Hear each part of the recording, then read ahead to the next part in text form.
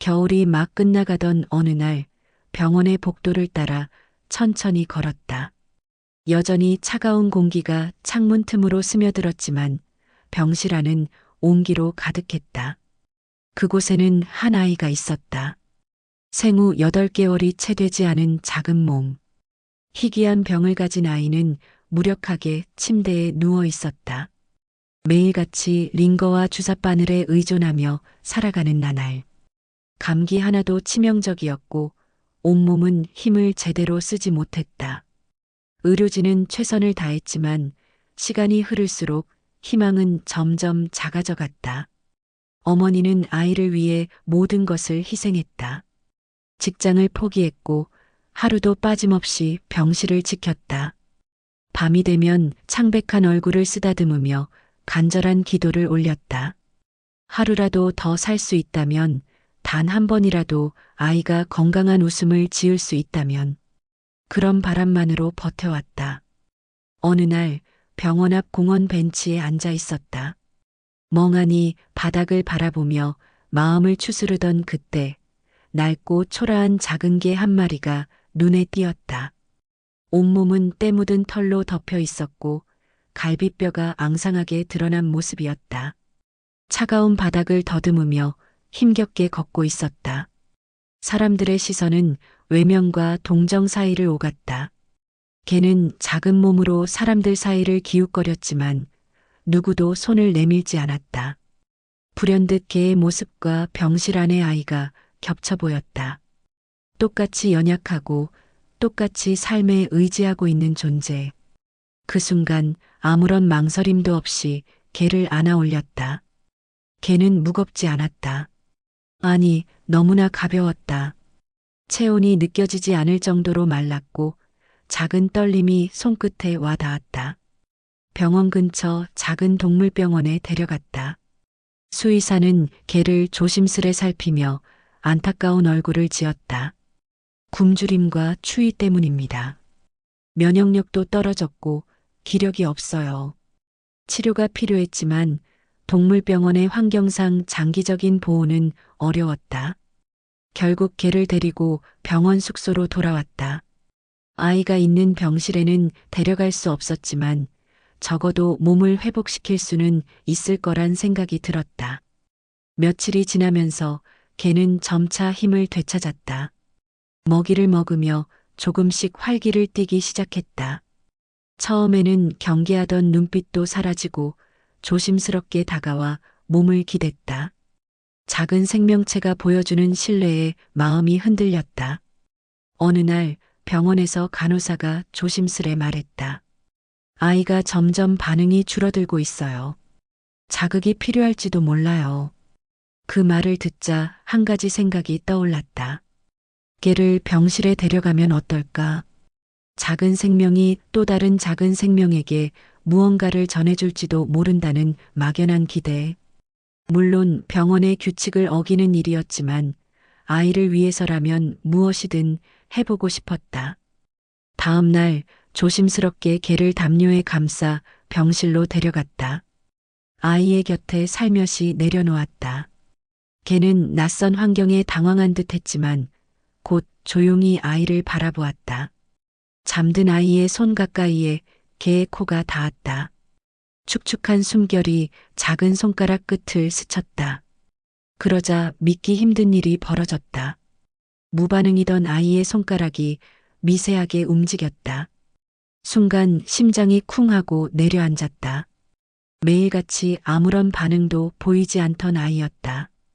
그런데 지금 분명히 손이 떨렸다. 믿을 수 없었다. 더 가까이 다가가 보았다. 개는 조심스럽게 아이의 손을 핥고 있었다. 따뜻하고 부드러운 혀가 작은 손을 감쌌다. 그러자 아이의 손이 또 한 번 움직였다. 눈물이 차올랐다. 아주 작은 변화일지도 모른다. 단순한 반사작용일 수도 있다. 하지만 확실한 것은 지금 이 순간 아이가 반응했다는 사실이었다. 그날 이후 병원에 몰래 개를 데려오기를 반복했다. 아이는 조금씩 달라졌다. 처음엔 손끝의 작은 움직임이었지만 시간이 지나면서 손을 쥐려는 시도도 했다. 의사들은 과학적으로 설명하기 어려운 변화라고 했다. 그러나 확실한 것은 아이의 몸이 살아가려는 의지를 보이고 있다는 점이었다. 작은 유기견이 아이에게 희망을 가져다 주었다. 죽어가던 생명이 또 다른 생명을 일으키고 있었다. 아이의 회복은 느리지만 분명히 나아지고 있다. 그리고 그 곁에는 언제나 작은 개가 함께 있었다. 그 작은 개는 이제 단순한 유기견이 아니었다. 아이에게 삶을 불어넣은 가장 소중한 존재가 되어 있었다. 아침 햇살이 병실 창가를 어루만졌다. 희미하게 들리는 의료 장비의 기계음 속에서 아이는 여전히 작은 숨을 내쉬고 있었다. 몸을 뒤척이는 일조차 힘겨워 보였지만 미세하게 움츠러든 손끝에는 생명의 흔적이 있었다. 그리고 그 곁에는 작은 개가 가만히 앉아 있었다. 몇 주 전 병원에서 처음 개를 몰래 데려왔을 때는 불안함이 컸다. 혹여나 아이의 상태가 악화되지는 않을지, 혹은 병원 관계자들에게 들켜 쫓겨나는 일이 생기지는 않을지. 하지만 그 모든 걱정을 무색하게 할 만큼 아이는 변화하고 있었다. 처음에는 손가락 하나를 움직이는 정도였지만 점차 손을 쥐려고 시도하는 모습이 보였다. 의사들은 명확한 이유를 설명할 수 없었지만 아이의 근력이 아주 조금씩 살아나는 중이었다. 그런데 한 가지 고민이 생겼다. 개를 계속 병실로 몰래 들여오는 일이 쉬운 일은 아니었다. 간호사 몇몇은 상황을 알고 있었지만 병원의 규정상 언젠가는 제지당할 가능성이 컸다. 그날도 개를 품에 안고 몰래 복도를 지나가고 있었는데 예상치 못한 사람이 길을 막아섰다. 병원의 수석 간호사였다. 엄격한 원칙주의자로 유명한 사람이었다. 예민한 얼굴로 개를 내려다보는 순간 모든 것이 끝났다고 생각했다. 그러나 뜻밖의 일이 벌어졌다. 간호사의 시선이 개를 향해 있었다. 그런데 그 눈빛이 딱딱하지 않았다. 오히려 오래된 기억을 떠올리는 듯한 흔들림이 보였다. 잠시 침묵이 이어졌고 예상과 달리 나지막한 목소리가 들려왔다. 이게 아이한테 도움이 되고 있나요? 숨을 삼켰다. 거짓말할 수도 없었다. 마침내 입을 열었다. 네. 아이가 처음으로 손을 움직였어요. 그 말이 끝나자 간호사는 작게 한숨을 쉬었다. 그러더니 개를 한 번 더 바라보고는 낮은 목소리로 말했다. 일주일 동안만 지켜볼게요. 하지만 무조건 깨끗하게 관리하세요. 그 순간 가슴이 뛰었다. 금방이라도 심장이 입 밖으로 튀어나올 듯 했다. 단 일주일이었지만 아이에게는 충분한 시간이 될 수도 있었다. 그날 이후 병실에는 작은 변화들이 일어났다. 걔는 병실 한 구석에 조용히 앉아 아이를 지켜보았다. 아이의 몸짓이 느려도 가끔씩 손이 떨려도 인내심 있게 기다렸다. 그리고 기적 같은 일이 벌어졌다. 아이의 시선이 걔를 따라가기 시작했다. 처음에는 우연이라 생각했다. 그러나 걔가 몸을 움직일 때마다 아이의 시선도 조금씩 움직였다. 병원에 있는 동안 거의 무표정이던 얼굴에 희미한 반응이 비치기 시작했다.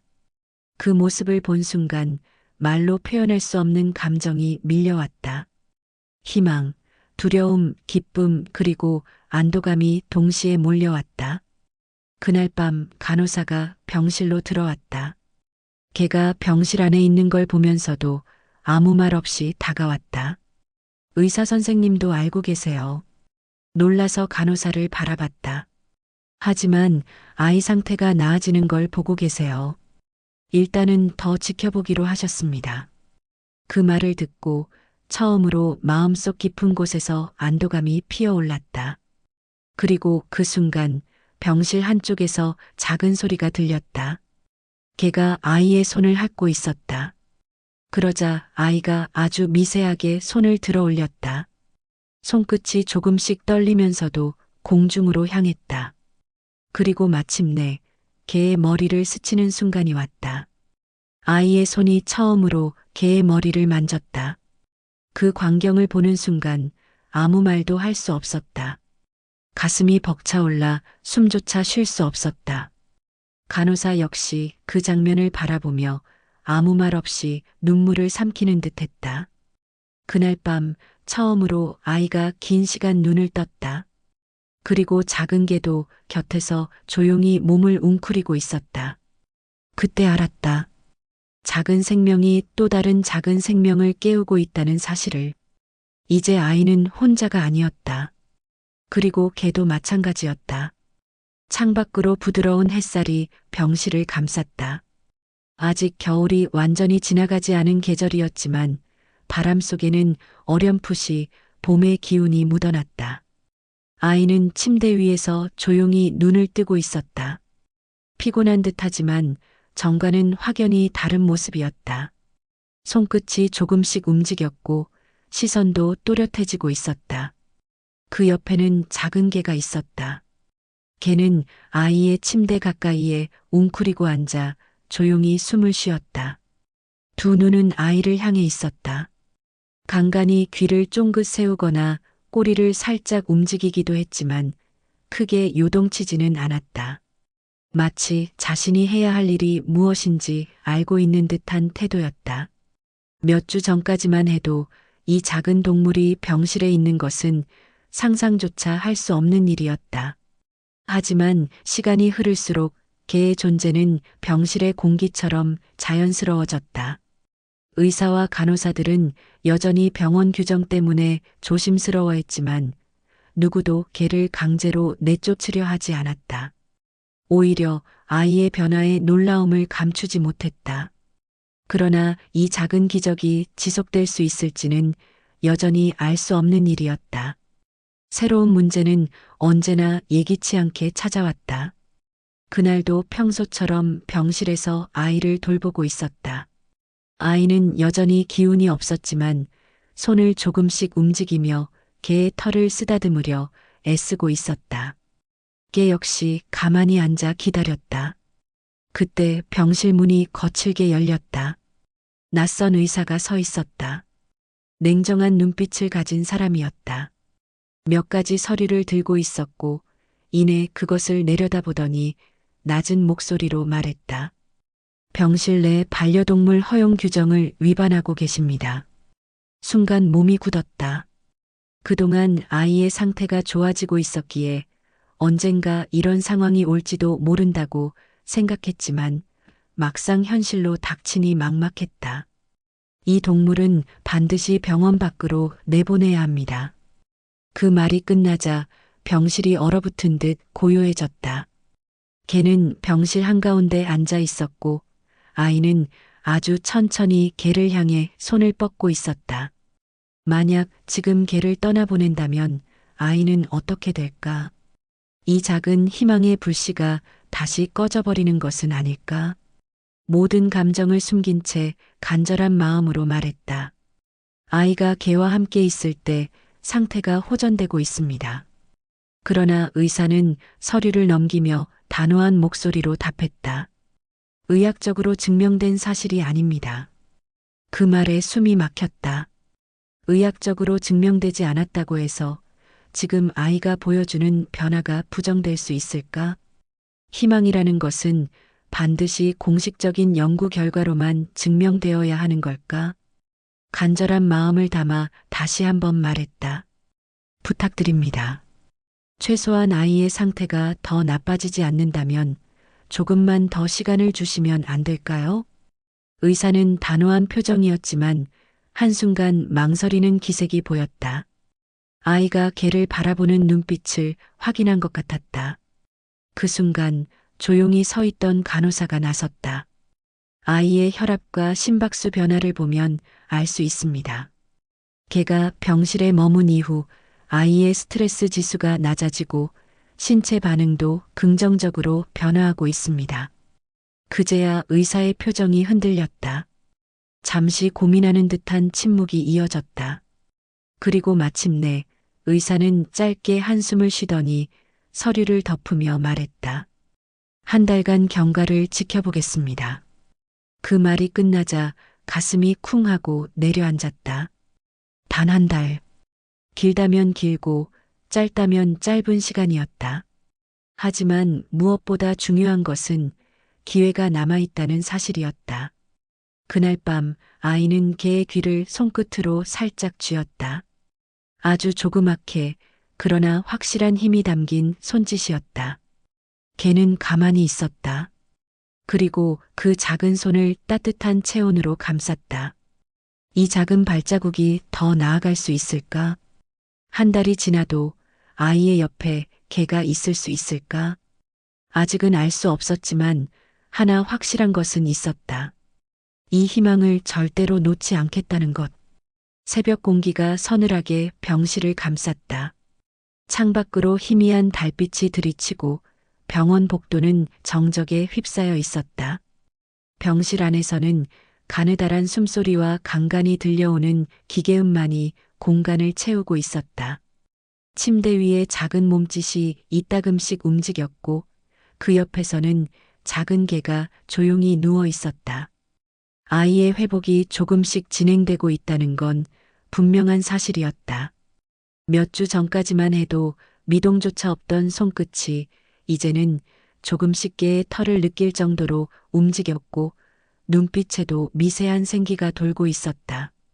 하지만 모든 것이 순조롭지는 않았다. 언제나 그렇듯 기대가 높아지는 순간 가장 큰 위기가 찾아왔다. 아이가 병원에서 치료를 시작한 이후 병원비는 점점 부담이 되어갔다. 긴 입원 생활은 예상했던 것보다 훨씬 큰 비용을 필요로 했고 시간이 지날수록 감당할 수 없는 수준이 되어가고 있었다. 그러던 어느 날 병원 측에서 새로운 통보를 받았다. 더 이상 치료비를 감당하기 어려운 상태라면 퇴원을 고려하셔야 합니다. 그 말은 곧 이곳에서 떠나야 한다는 의미였다. 아이의 상태가 조금씩 나아지고 있던 시점이었다. 무엇보다 이곳을 떠나면 개와 함께하는 시간을 더 이상 가질 수 없었다.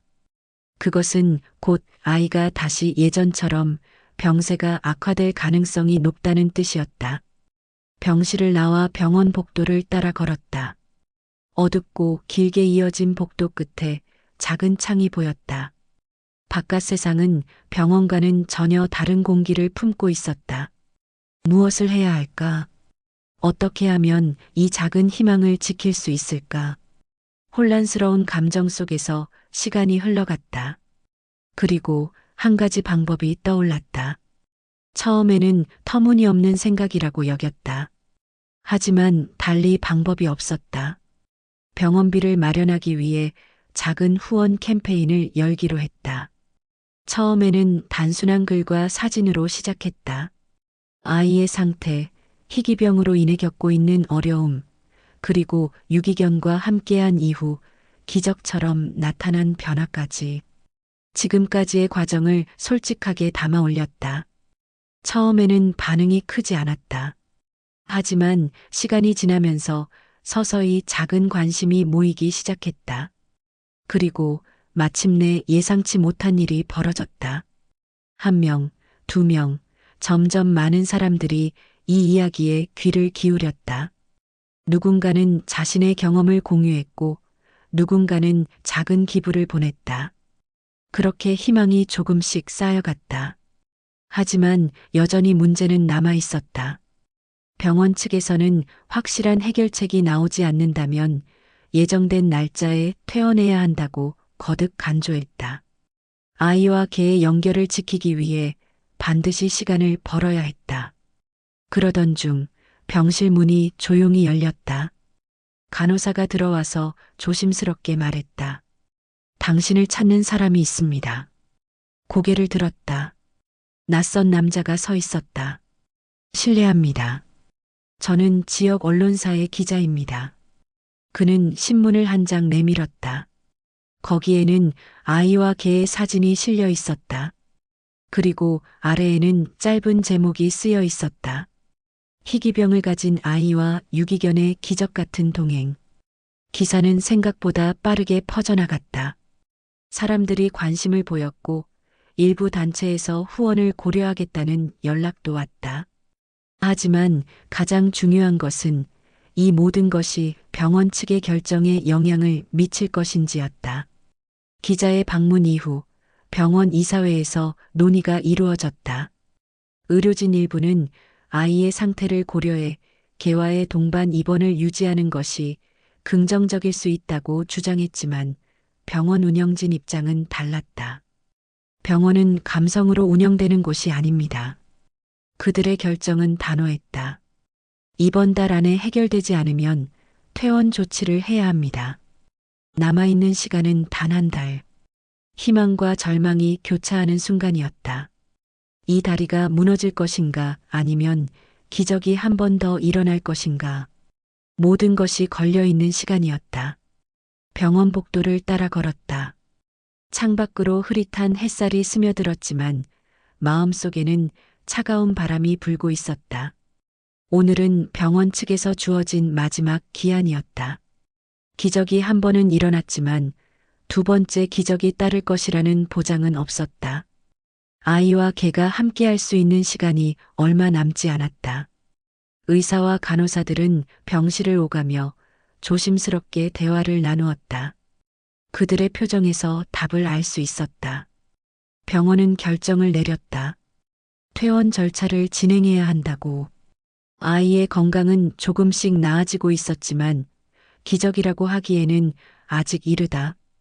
완전한 회복을 위해서는 여전히 지속적인 치료가 필요했고 개와의 교감이 긍정적인 영향을 주는 것은 확실했지만 병원의 입장에서는 규정을 무시할 수 없었다. 최선을 다했지만 결국 이곳을 떠나야 한다. 병원 관계자는 마지막 기회를 주겠다고 했다. 만약 몇 시간 내에 추가적인 지원이 확보된다면 이 결정을 번복할 수 있다고. 하지만 그 몇 시간 안에 기적 같은 일이 벌어질까? 병실로 돌아왔다. 아이의 손끝이 희미하게 움직였다. 개가 곁에서 조용히 누워 있었다. 몇 주 전까지만 해도 이 작은 손은 아무런 힘도 없었다. 이제는 개의 털을 느끼고 미세하게 움직일 정도로 회복된 것이다. 하지만 여전히 충분하지 않다. 이 작은 변화가 한순간의 일로 끝나버린다면 모든 것이 수포로 돌아갈 것이다. 침대 곁에 앉았다. 숨소리에 귀를 기울이며 가만히 눈을 감았다. 문득 휴대전화가 울렸다. 화면을 확인하자 낯선 번호가 떠 있었다. 안녕하세요. 혹시 후원 요청과 관련된 분 맞으신가요? 네, 맞습니다. 우연히 기사를 접하게 되었어요. 아이와 개의 사연을 보고 깊은 감동을 받았습니다. 짧은 침묵이 흘렀다. 정확한 후원 방식은 어떤 방식인가요? 순간 가슴이 뛰기 시작했다. 지금까지 후원은 소규모 기부로 진행되었고 꾸준한 도움을 받았지만 병원비를 감당하기에는 부족했다. 하지만 이번에는 달랐다. 목소리에서 느껴지는 확신이 있었다. 숨을 고르고 설명을 시작했다. 아이의 치료를 위해 장기적인 지원이 필요합니다. 병원에서 허락한 마지막 기한이 오늘까지라서. 말을 마치기도 전에 상대방이 대답했다. 알겠습니다. 오늘 안으로 처리할 수 있도록 하겠습니다. 통화가 끝난 후 바로 병원 관계자에게 연락을 했다. 추가 후원이 들어올 예정입니다. 퇴원 결정을 다시 논의해 주실 수 있을까요? 잠시 후 병원 측에서 연락이 왔다. 후원금이 정확히 입금되는 것을 확인한 후에 다시 논의해 보겠습니다. 몇 시간이 흘렀다. 기다리는 시간이 가장 길게 느껴졌다. 조금만 더 버티면 된다. 조금만 더. 그러나 모든 것이 순조롭게 흘러가지만은 않았다. 후원자의 연락이 다시 왔다. 죄송합니다. 갑작스럽게 내부 사정이 생겨 후원 진행이 어려워졌습니다. 순간 머릿속이 새하얘졌다. 이제 남은 방법은 없었다. 기적은 일어나지 않았다. 병원 관계자가 병실로 찾아왔다. 죄송합니다. 하지만 규정상 어쩔 수 없습니다. 이 말이 전부였다. 퇴원 절차가 시작되었다. 작은 몸이 조심스럽게 침대에서 옮겨졌고 걔는 조용히 곁을 지켰다. 이곳을 떠나면 앞으로 어떻게 될까? 아이의 몸 상태는 다시 악화될지도 모른다.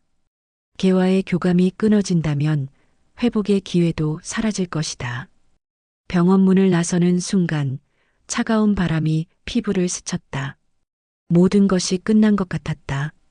하지만 끝이 아니라 새로운 시작이 될 수도 있다. 그렇게 믿어야 했다.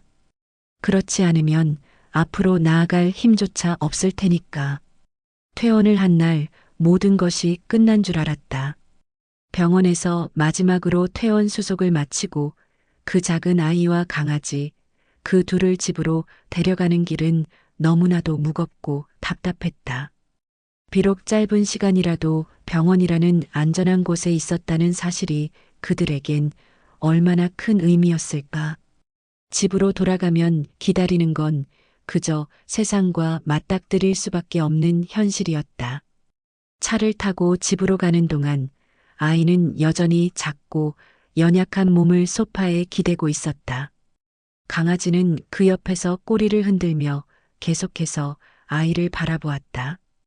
애써 조용히 조심스럽게 큰 소리 하나 내지 않으려는 듯한 그 강아지의 모습을 보고 있자니 마음이 점점 더 불안해졌다. 집으로 도착한 후 나는 아이와 강아지를 침대 옆에 두고 조용히 앉았다. 그동안 병원에서 받은 많은 치료와 약들, 그리고 기적 같은 반응을 보였던 아이의 상태가 다시 되돌아가지 않기를 간절히 바라면서 하지만 현실은 냉혹했다. 아이의 몸은 여전히 완벽하지 않았다. 자주 기침을 하고 숨쉬기가 힘든 상태였다. 그리고 그 어떤 것도 이전처럼 쉽게 회복되지는 않았다. 내가 아이에게 더 많은 사랑을 주고 더욱 신경을 써주려 해도 그 작은 몸을 지탱하는 힘은 너무나도 약했다. 그때 강아지가 다가와 아이의 손끝에 코를 대고 살며시 핥았다. 아이의 얼굴이 잠시 미소를 지은 것 같았다. 그 미소가 나에게는 그 어떤 약물보다 더 큰 힘이 되어 주었다. 그 순간 나는 강아지가 아이에게 어떤 영향을 미쳤는지 정확히 알았다. 단순히 감정적으로 의지하는 것 이상의 의미였다. 강아지는 아이에게 신체적으로도 심리적으로도 중요한 역할을 하고 있었다. 이 두 존재의 연결고리는 단순한 우연이 아니었다. 그들이 서로를 향한 의지와 사랑은 점점 더 강해졌고 그 힘은 눈에 보이지 않게 아이의 상태를 바꿔나가고 있었다. 하지만 외부의 압박은 여전히 계속되었다. 아이의 치료와 강아지의 역할에 대한 논의는 끝날 기미가 보이지 않았다. 사람들은 계속해서 두 존재의 관계에 대해 회의적이었다. 병원에서는 그냥 잠시 회복된 것일 뿐, 장기적으로는 치료가 필요하다는 말을 반복하며 강아지를 곁에 두는 것이 과연 좋은 선택인지를 묻곤 했다. 그리고 내가 더 이상 강아지를 돌보는 것이 힘든 상황이라면 강아지를 다른 사람에게 맡기라는 조언도 들었다. 하지만 그 누구도 이 아이와 강아지 사이의 특별한 유대감을 이해하지 못했다. 그들의 관계는 단순히 동물과 아이의 교감을 넘어서 생명력의 교차점이었다. 다시 한번 나는 강아지가 아이에게 미친 영향을 고민했다. 강아지는 자꾸 아이를 지켜보며 그 작은 몸을 누비듯이 따라다녔다.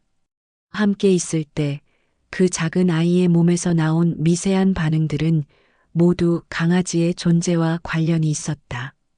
강아지가 옆에 있으면 아이는 숨을 깊게 들이마시고 소리 없는 기침을 덜하게 되었다. 강아지가 아이를 하두면 아이의 작은 손끝이 움직였고 눈빛이 조금씩 밝아지기 시작했다.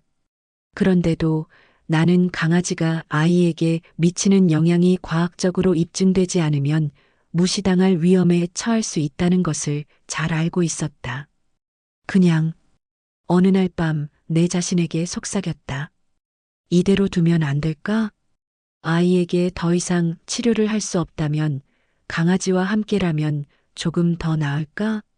혹시 이 작은 존재들이 서로에게 주는 힘이 나머지 모든 것을 이겨낼 수 있을까? 한참을 고민한 끝에 나는 아이와 강아지를 집 근처 공원으로 데려가기로 했다. 밖으로 나가자 공기는 상쾌하고 햇살은 고요하게 내려앉았다. 아이의 몸은 여전히 연약했지만 바람이 불고 나무가 흔들리는 소리에서 조금은 힘을 얻는 듯했다. 강아지는 아이와 함께 그늘에 앉아 꼬리를 흔들며 아이의 손을 핥았다. 나는 그저 그 모습을 바라보며 그들만의 시간을 존중해 주기로 결심했다. 강아지가 아이에게 해주는 작은 위로와 감정의 교감이 아이에게 어떤 변화를 가져올지 그 누구도 알 수 없었다. 그날 밤 아이는 더 이상 기침을 하지 않았다. 아이의 눈빛이 조금 더 반짝였고 강아지는 그 옆에서 잠을 청했다. 그들이 함께 있을 때 모든 것이 조금 더 나아진 것만 같았다. 어둠 속에서 나는 그저 고요히 그들을 지켜보았다. 그리고 한 가지 깨달았다. 희망은 우리가 생각하는 것보다 가까이에 있다. 그 희망은 때로는 작은 강아지의 꼬리에서 또 다른 때에는 아이의 손끝에서 발견된다. 그 희망은 언젠가 현실로 나타날 것이다. 그날 이후 아이와 강아지의 관계는 더욱 깊어졌다. 아이는 강아지의 존재를 느끼며 하루하루 조금씩 회복되었다. 몸 상태는 여전히 불안정했지만 그 미세한 변화가 나에게는 너무도 큰 희망처럼 느껴졌다. 하지만 강아지에게 모든 것을 의지하는 것도 한계가 있다는 생각이 들었다. 세상이 나를 지켜보는 시선은 그리 따뜻하지 않았다. 병원에서는 점점 더 강하게 치료가 필요하다는 말을 반복했고 사람들은 그저 아이에게 무리가 갈 수 있다는 걱정만 남겼다. 나는 계속해서 고민했다. 강아지가 과연 아이에게 도움이 되는 것일까? 아니면 강아지를 키우는 일이 아이에게 부정적인 영향을 미치는 것일까? 그 불확실한 마음은 내가 잠을 이루지 못하게 만들었고 매일이 불안과 갈등 속에서 흘러갔다. 집안의 공기는 점점 더 어두워졌고 나는 여러 차례 아이와 강아지를 위해서 최선의 결정을 내리기 위해 애썼다. 하지만 그럴수록 마음속에 가시처럼 박히는 불안이 사라지지 않았다. 어느 날 나는 아이와 강아지를 데리고 산책을 나가기로 했다. 공원은 평화로웠고 아이는 강아지와 함께 걷는 동안 조금씩 웃음을 지으며 얼굴이 밝아졌다. 강아지는 한 발짝 한 발짝 아이를 따라가며 그 옆에서 꼬리를 흔들고 있었다. 아이의 작은 손끝에 닿는 강아지의 따스한 체온은 그녀에게 안정을 주었고 그것은 나에게도 큰 위로가 되었다. 그러나 외부의 압박은 여전히 계속되었다. 사람들은 점점 더 내게 강아지를 아이에게서 떼어놓으라고 압박했다. 병원에서는 강아지가 아이의 상태를 악화시킬 수 있다는 우려를 표명했다. 나는 그 말을 들을 때마다 가슴이 미어져 왔다. 아이와 강아지가 함께한 시간이 너무 소중했기 때문이다. 그 둘은 이미 서로에게 의지하며 살아가고 있었다. 그렇게 여러 날을 보내고 점차 아이의 상태는 조금씩 나아지고 있었다. 기침은 줄어들었고 숨을 쉬는데 어려움도 덜해졌다. 하지만 강아지가 곁에 없을 때는 다시 불안해하는 모습을 보였다. 아이가 강아지의 부재에 예민하게 반응할 때마다 나는 마음이 무너졌다. 그녀에게 강아지를 빼앗는 것은 어쩌면 이 작은 아이에게 가장 큰 고통을 주는 일이 아닐까 하는 생각이 들었다.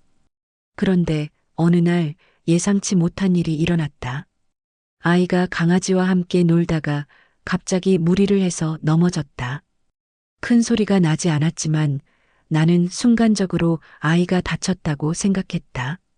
급하게 아이를 일으켜 세우고 살펴봤지만 다행히 큰 부상은 없었다. 그런데 그 상황에서 강아지가 갑자기 달려와 아이를 걱정하는 듯한 행동을 보였다. 꼬리를 내리고 아이를 살피는 모습이 너무나도 절박해 보였다. 강아지는 아이의 손끝을 핥으며 그녀가 괜찮은지를 확인하는 듯 했다. 그리고 그 모습을 본 나는 문득 깨달았다.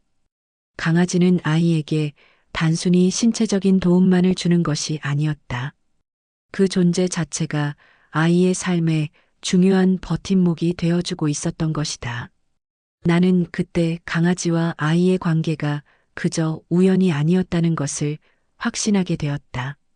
강아지는 아이에게 신체적으로 뿐만 아니라 정신적으로도 중요한 역할을 하고 있었다. 아이의 마음을 안정시키고 그 작은 몸이 회복할 수 있도록 도와주는 중요한 존재였다. 그날 밤 나는 깊은 생각에 잠겼다.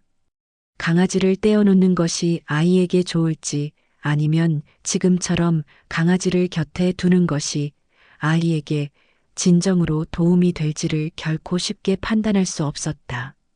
하지만 나는 그때 문득 깨달았다. 우리가 기다리기만 하면 될까? 그렇게 시간을 흘려보내며 시간이 지나기를 기다리기만 한다면 우리의 선택은 결국 후회로 남을 수밖에 없다는 것을. 그날 이후 나는 강아지와 아이의 관계를 더 깊이 이해하려고 노력했다. 그들의 교감은 단순한 유대감을 넘어 서로의 생명력에 중요한 영향을 미쳤다. 이제 나는 그 무엇보다도 이 두 존재가 함께 할 수 있도록 그들이 계속해서 서로의 존재를 지탱할 수 있도록 도와주기로 결심했다. 그리고 그 결심은 시간이 지나면서 점차 현실이 되었다.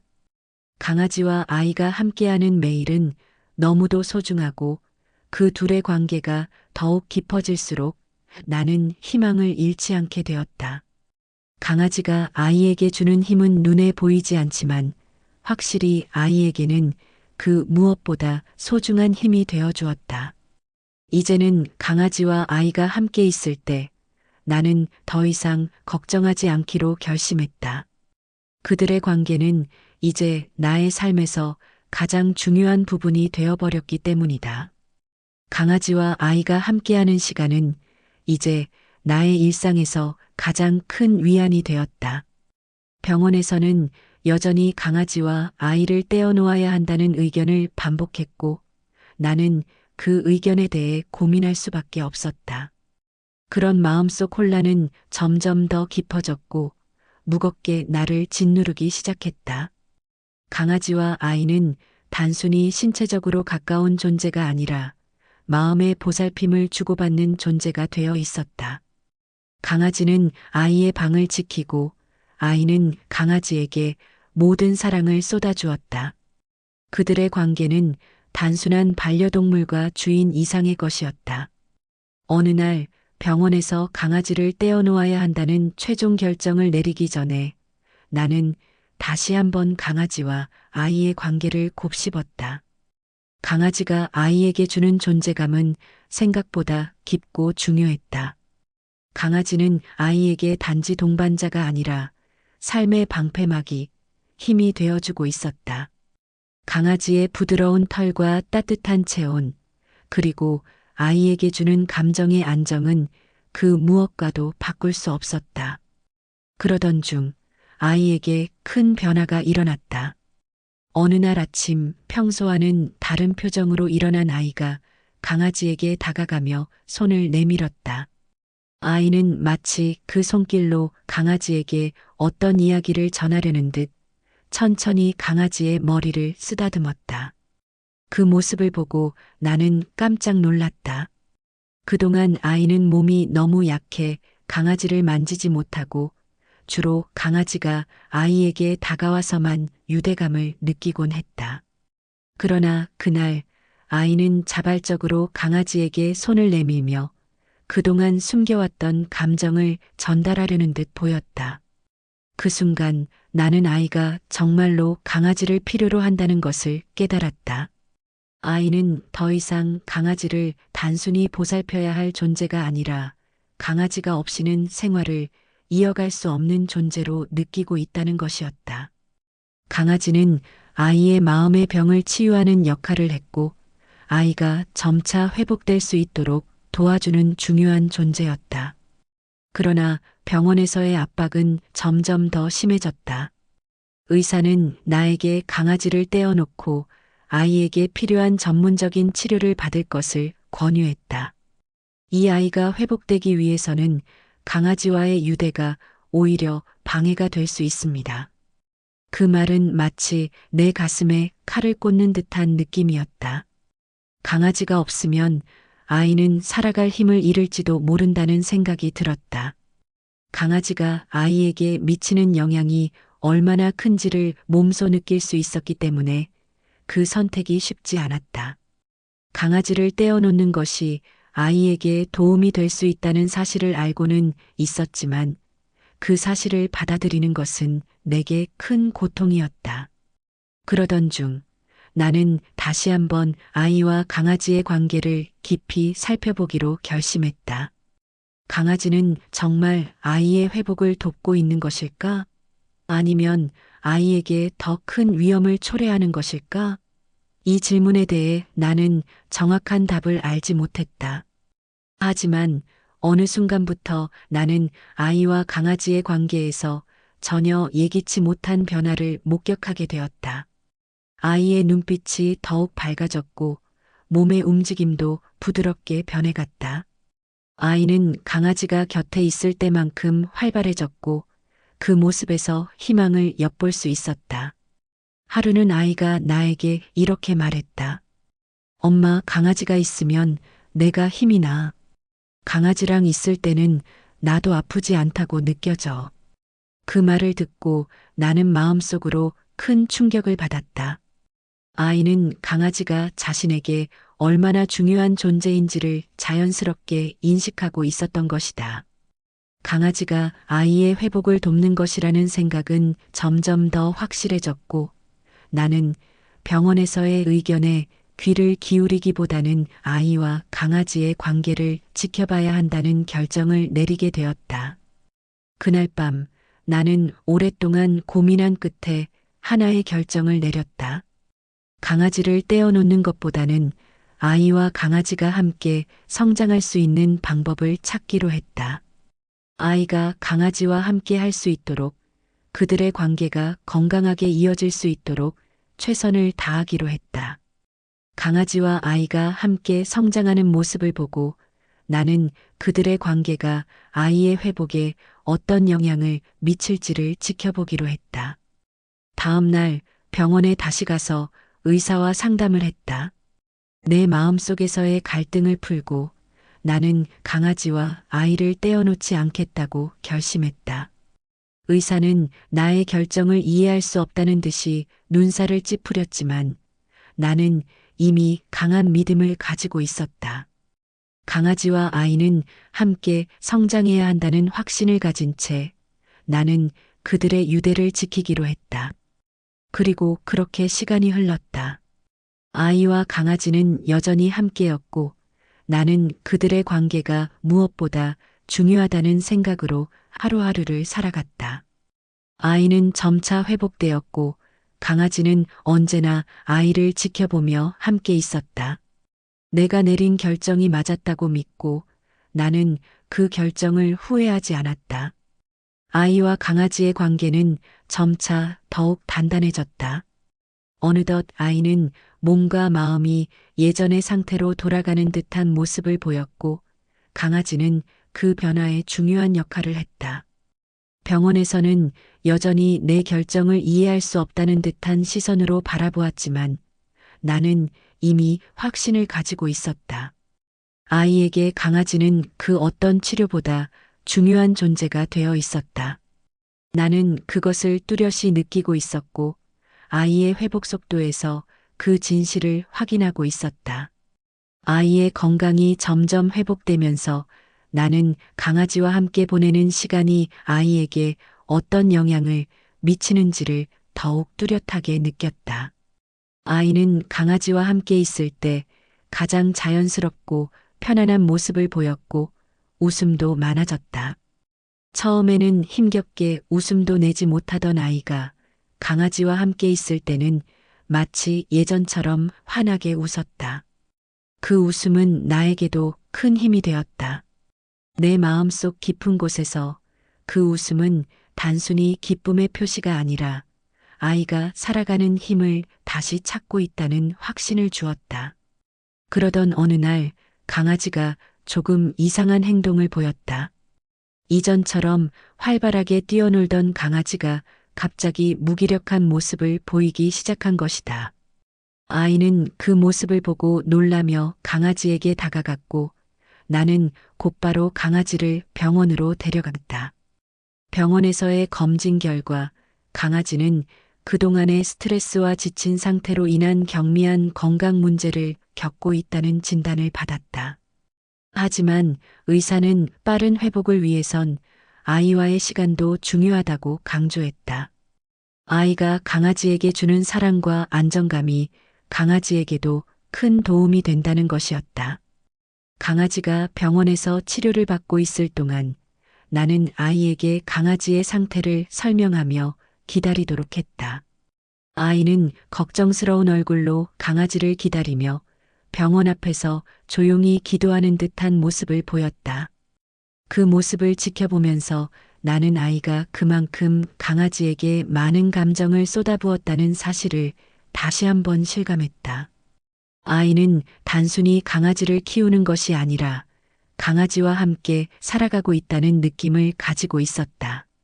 아이와 강아지 사이의 유대는 이제 단순한 애착이 아니라 서로의 삶에 깊은 영향을 미치는 존재들이었다. 강아지가 며칠 후 병원에서 퇴원했을 때 아이는 그 어떤 선물보다 강아지의 복귀를 더 기다리고 있었다. 강아지가 집으로 돌아오자 아이는 강아지를 품에 안고 울음을 터뜨렸다. 그 울음은 슬픔이 아닌 기쁨의 눈물이었고 나는 그 순간 아이가 강아지에게 얼마나 깊은 애정을 가지고 있는지를 실감할 수 있었다. 강아지는 아이의 품에 안겨서 여전히 힘을 주지 못하는 모습이었지만 아이의 손길을 받으며 차츰차츰 힘을 회복해 갔다. 아이와 강아지는 그렇게 서로의 상처를 치유하는 존재가 되어 갔다.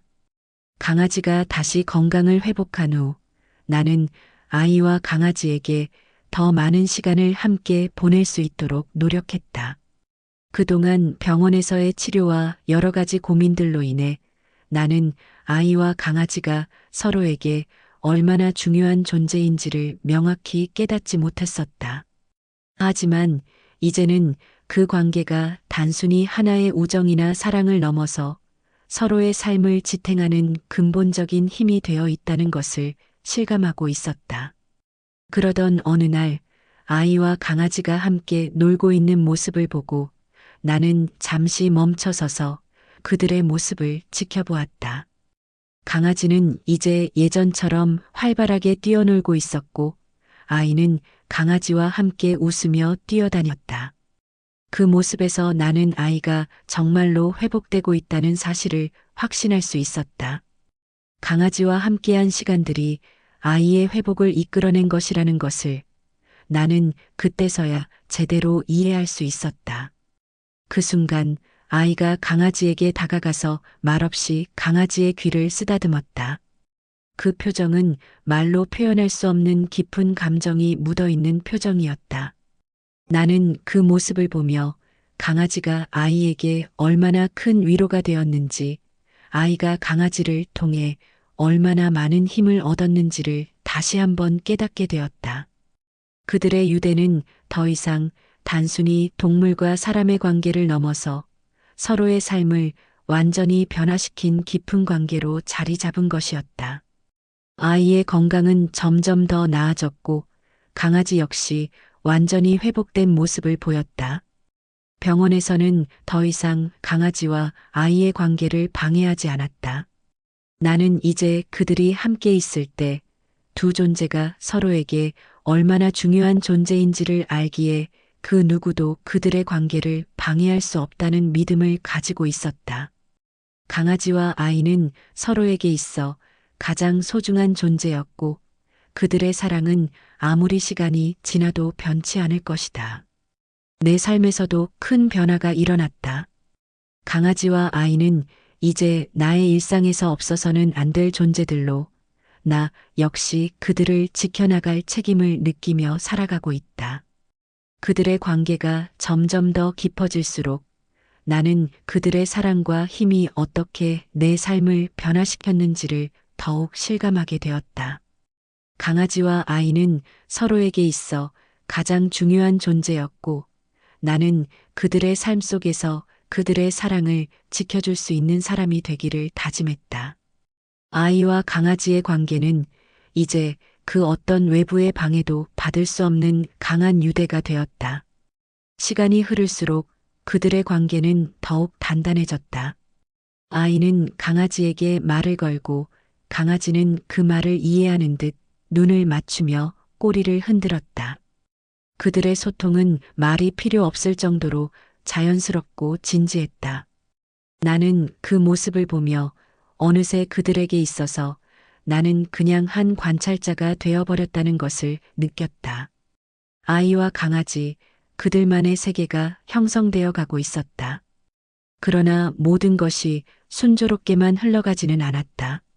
시간이 지나면서 나는 나름의 불안감을 느끼기 시작했다. 아이의 건강이 좋아졌다고 해서 그 모든 위험이 사라진 것은 아니었다. 아이는 여전히 희귀병의 후유증을 가지고 있었고 그 후유증은 언제든지 다시 모습을 드러낼 수 있었다.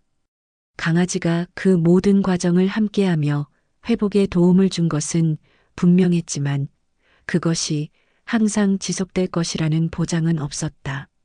나는 아이의 건강을 더 철저히 신경 써야만 했다. 하지만 그와 동시에 아이가 강아지에게 의존하고 있는 모습을 보면 때로는 그것이 좋지 않은 방향으로 갈 수 있다는 불안감도 들었다. 이러한 불안감을 떨쳐내기 위해 나는 아이와 강아지에게 더 많은 시간을 내주었다. 그들의 관계는 분명 긍정적인 영향을 미쳤고 그 영향이 아이에게도 큰 도움이 된다는 사실을 믿고 싶었다. 하지만 그럼에도 불구하고 나는 계속해서 아이의 건강을 더 철저히 관리해야 한다는 생각을 놓을 수 없었다. 강아지가 아이에게 미치는 영향은 크지만 그 외적인 요인들도 신경 써야 했다. 어느 날 강아지가 아이를 향해 다가가며 계속해서 짖었다. 나는 순간 당황했다. 강아지가 무엇을 말하려는 것인지 몰랐기 때문이다. 아이는 강아지를 쓰다듬으며 웃었지만 나는 그 순간의 불안함을 떨칠 수 없었다. 뭔가 잘못된 것이 아닐까? 강아지의 짖음은 단순한 주의를 끌려는 것이 아닐까? 아니면 무언가 위험을 감지했기 때문에 짖은 것일까? 나는 급하게 강아지를 살펴봤고 그때 강아지가 갑자기 자리를 뜨더니 거실 한 구석에 몸을 웅크리며 꼼짝하지 않았다. 뭔가 이상했다. 강아지의 눈빛은 불안해 보였고 그 상황에서 아이에게 다가가려고 하는 것도 불편한 모습이었다. 나는 더 이상 방치할 수 없다는 생각에 아이에게 강아지의 상태를 물어보며 조심스럽게 다가갔다. 그런데 아이는 오히려 강아지를 더 가까이 데려가려고 했고 그때 강아지가 아이를 멀리하는 듯한 모습을 보였다. 나는 그 순간 더욱 두려움을 느꼈다. 강아지가 왜 그러지? 아이는 걱정스러운 표정으로 나를 바라보았다. 잘 모르겠어. 아마 조금 피곤한가 봐. 조금 쉬어야 할 것 같아. 강아지의 상태가 어떤 건지 정확히 알 수 없었지만 나는 강아지를 병원으로 데려가야겠다는 결심을 했다. 아이는 계속해서 걱정스러워했지만 강아지를 병원에 데려가면 괜찮을 거라는 말을 들려주며 최대한 차분하게 아이를 안심시켰다. 병원에서는 강아지의 상태를 면밀히 살펴본 후 강아지가 지나친 스트레스와 피로로 인한 경미한 탈진 상태라고 진단했다. 다행히 큰 문제는 아니었지만 강아지가 이럴 때는 너무 과도한 활동을 피해야 한다는 조언을 받았다. 강아지의 건강이 회복되기까지 시간이 좀 더 필요했지만 다행히 아이의 걱정은 며칠 후 해결되었다. 강아지가 충분히 휴식을 취하고 나서 다시 아이와 함께 뛰어놀 수 있게 되었을 때 아이는 더 이상 강아지의 상태에 대해 걱정하지 않았다. 그 모든 불안감이 사라지고 그저 강아지와 함께 있는 시간만을 소중히 여길 수 있었다. 이 사건은 나에게도 중요한 교훈을 주었다. 그동안 나는 아이와 강아지의 관계에만 집중해왔고 강아지가 아이에게 얼마나 큰 영향을 미쳤는지를 믿었지만 강아지 역시 하나의 생명체로서 신체적 한계를 가진 존재임을 잊고 있었던 것이다. 강아지가 아이의 회복을 도와주고 있다는 사실은 중요했지만 강아지 또한 자신의 상태와 건강을 지켜나가야 한다는 점을 더욱 신경 써야 했다. 아이와 강아지 두 존재가 함께하는 삶은 이제 나의 일상에서 없어서는 안 될 중요한 부분이었다. 그들의 관계는 단순히 감정의 교류를 넘어서 서로에게 의지하고 성장하는 과정을 함께 만들어 나가는 여정이 되었다. 나는 아이가 강아지를 통해 치유되고 강아지가 아이에게서 얻는 힘을 보며 이 두 존재가 서로에게 얼마나 중요한 존재인지를 더욱 깊이 실감했다. 이들은 이제 단순한 친구나 애완동물이 아닌 서로의 삶을 이어주는 강력한 존재들로 자리 잡고 있었다. 아이의 웃음소리는 이제 강아지와 함께 있을 때 더욱 환하게 울려 퍼졌고 강아지는 아이의 손길을 느끼며 안락한 삶을 살아가고 있었다. 나는 그들이 계속해서 함께 웃으며 함께 살아갈 수 있도록 언제까지나 지켜줄 것을 다짐했다. 그 여정은 끝나지 않았다. 그들의 이야기는 계속해서 이어져 갈 것이었다.